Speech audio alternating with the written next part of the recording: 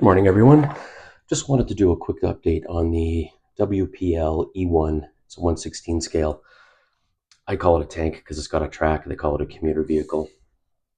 So as everybody knows, there's a previous video on my channel you can look up, and I talk about weathering it and then replacing the rubber plastic tracks with these metal tracks.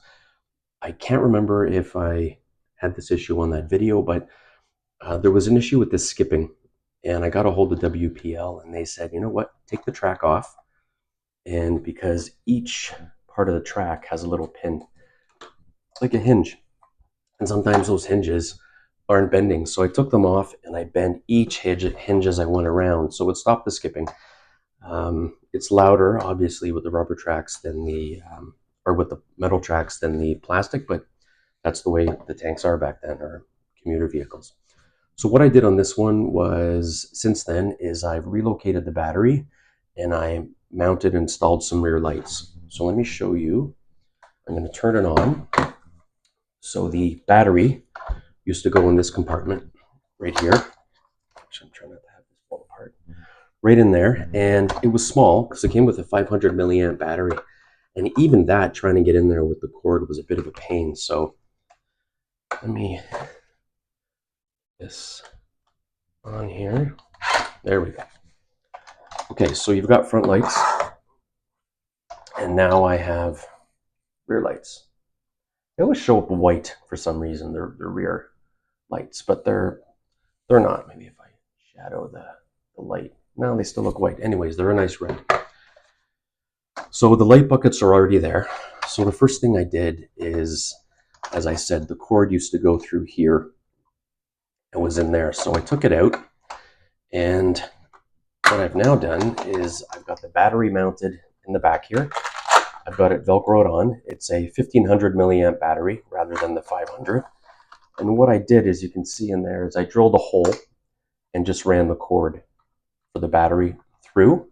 And you'll also see I've got through this, the hole over here, I drilled one on the other side, is where I'm running my lights, the wires for my lights.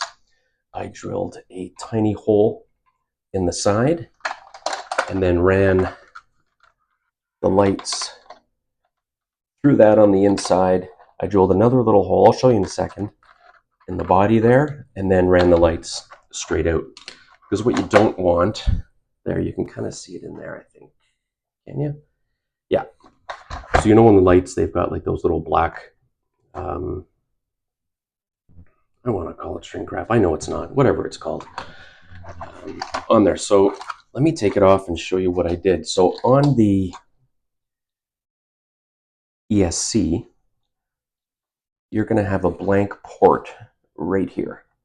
The one where this black and red wire are going in. The white and the red go to the front headlights, and you'll have an open port. It's a 2-pin port for lights.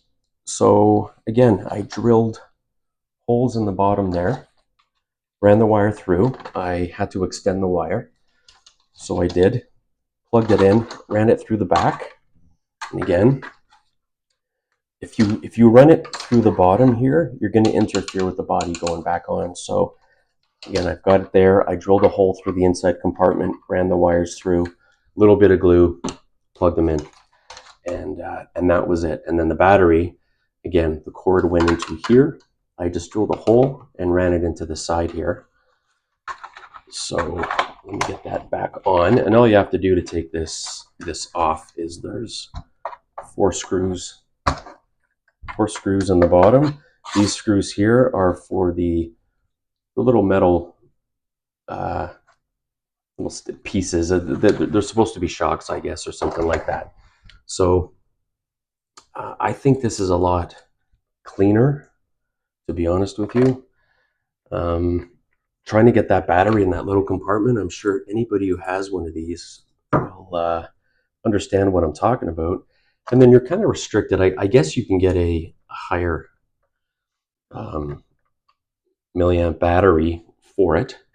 That's the smaller size. That will fit in there, but none of the ones I had, and all the ones I've been getting from the 1500 milliamp from WPL are these ones with the 4-pin. This one had a 4-pin. Some of the, I think the B36-3 has either that or the B-16, one of their other military trucks. So that's it. To get the body off, you got separated. You have 4 screws. You got your lights. This one up here doesn't have a bucket, but I've left it. It doesn't really matter to me. I just wanted the rear lights because I think it looked pretty neat. And then the only problem is this thing goes on pretty tight. And I think after a while, me yanking it off to get the battery in and out is going to loosen it. So what I'm thinking of doing is, if you can see it there, I just thought of this morning, is I'll probably take the pins off the front, or on the front off, and then I might put a couple little tiny metal hinges there. So this thing will just kind of lift up, and probably figure out a way to put a couple magnets there, or just magnets all around, whatever. It might be easier with magnets all around, but I'll figure that out later. So there it is. So if you want to put lights on this thing, if you want to move your, have some bigger battery, there's nothing going in here. And see what I mean about taking it off?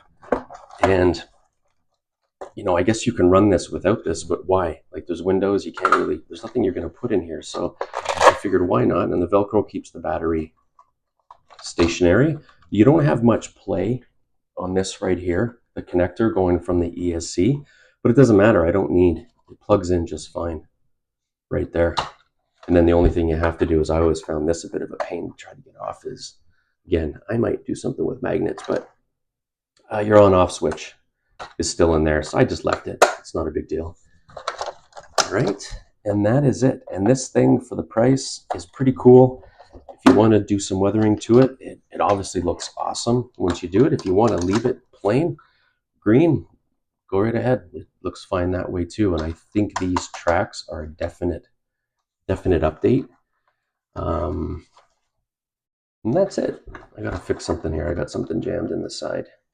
It's not going up all the way, so I think it's my screw, the wrong screw. But regardless, there it is. So that's how you put the lights on it. And that's how you can relocate. Put some magnets in. So I cut off the little pins that were there. And I screwed up the front because I had this thing turned the wrong way. So I originally had a set of magnets here and here, and I took them off. So they're in the middle now. And on the back, there's nowhere to really put them. So I just kind of put them sideways and stacked them that way, and did the same thing on the back of this thing. So to make it stronger, I've got 2 there and 2 there, and then the sides just clip. And then this one here, these magnets don't quite touch, but it's enough. I did 3 of them. So if you look, it goes on no problem. And then it's on there pretty sturdy. So to take it off, I just kind of pull it to the side, but it's nice and strong on there now. You don't have to worry about cranking it off every time. Okay. Thanks again, everyone.